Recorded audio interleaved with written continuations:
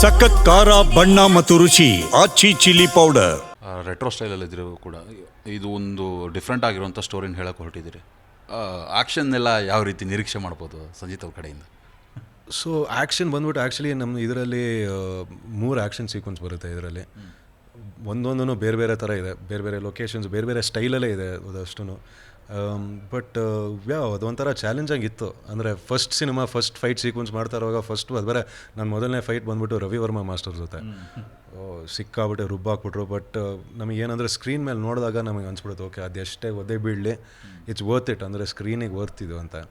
But ತುಂಬ different ಸ್ಟೈಲಲ್ಲಿ ಫೈಟ್ಸೂ ತುಂಬ ಡಿಫ್ರೆಂಟಾಗಿ ಏನಾದರೂ ಕೊರಿಯೋಗ್ರಾಫ್ ಮಾಡೋಣ ಅಂತ ತಲೆಯಲ್ಲಿ ಇಟ್ಕೊಂಡೆ we have choreographed certain things. So ಒಂದು 3 ಗುಡ್ ಆ್ಯಕ್ಷನ್ ಬ್ಲಾಕ್ ಇದೆ ಸಿನಿಮಾದಲ್ಲಿ. ಲವ್ ಸ್ಟೋರಿನೇ ಇದೆ ಅನಿಸುತ್ತೆ, ಯಾಕಂದರೆ ಹೀರೋಯಿನ್ ತುಂಬ ಮುದ್ದಾಗಿದ್ದಾರೆ, ನೀವು ತುಂಬ ಹ್ಯಾಂಡ್ಸಮ್ ಆಗಿದ್ದೀರಾ. ಅದನ್ನು ಯಾವ ರೀತಿ ನಿರೀಕ್ಷೆ ಮಾಡೋದು ಪ್ರೇಕ್ಷಕರು? ಆ್ಯಕ್ಚುಲಿ ಇದರಲ್ಲಿ ಬಂದುಬಿಟ್ಟು ಸುಜಿ ಅನ್ನೋ ಪಾತ್ರ ತುಂಬಾ ಸ್ಟ್ರಾಂಗ್ ಕ್ಯಾರೆಕ್ಟರ್. ಅಂದರೆ ಅಲ್ಲಿ ಸುಮ್ಮನೆ ಯಾವುದೋ ಫಿಲ್ ಇನ್ ದ ಬ್ಲ್ಯಾಂಕ್ಸ್ ಅಂತ ನಾವು ಹೀರೋಯಿನ್ ಹಾಕಿಲ್ಲ ಈ ಪಿಕ್ಚರಲ್ಲಿ. ಕೆಲವು ಕಡೆ ಎಷ್ಟೋ ಸಂದರ್ಭದಲ್ಲಿ ನಮ್ಮ ಸುಜಿ ಆಗಿರ್ಬೋದು, ಅಂದರೆ ನನ್ನ ಆ ಸಿನಿಮಾದಲ್ಲಿ ನನ್ನ ಗರ್ಲ್ ಫ್ರೆಂಡ್ ಪಾತ್ರ ಅಥವಾ ನನ್ನ ತಾಯಿದ ಪಾತ್ರ ಆಗಿರ್ಬೋದು, ಎಷ್ಟೋ ಕಡೆ ಸಿನಿಮಾನ ಮುಂದೆ ಅವ್ರು ತೊಗೊಂಡು ಹೋಗ್ತಾರೆ.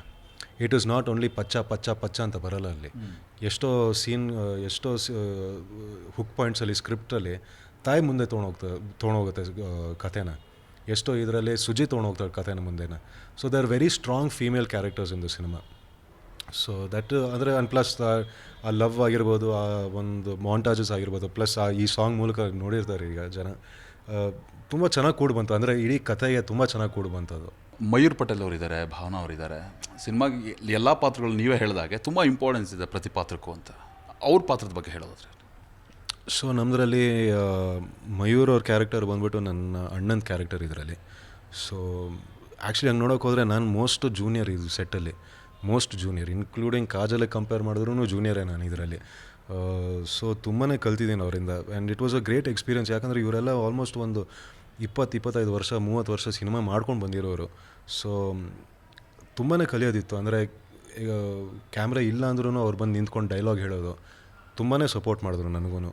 ಸೊ ಈವನ್ ವಿತೌಟ್ ಸರ್ಟನ್, ಅಂದರೆ ಕೆಲವು ಡೈಲಾಗ್ಸ್ ಮಧ್ಯದಲ್ಲಿ ಎಕ್ಸ್ಪ್ರೆಷನ್ ಕೊಡೋದಾಗಿರಲಿ, ಇದಿಷ್ಟು ತುಂಬ like I learn a lot from them. And plus seniors ಅಲ್ವಾ, ಅವರು ಆ ಮೆಂಟಾಲಿಟಿ, ಅವ್ರದ್ದು ಒಂದು ಆ್ಯಟಿಟ್ಯೂಡ್ ಸೆಟ್ಟಲ್ಲಿದ್ದಾಗ like how they conduct themselves as actors, ಅದಷ್ಟು it was a great experience ಮಾತ್ರ ಅವ್ರ ಜೊತೆ ಎಲ್ಲ ಕೆಲಸ ಮಾಡೋದಕ್ಕೆ.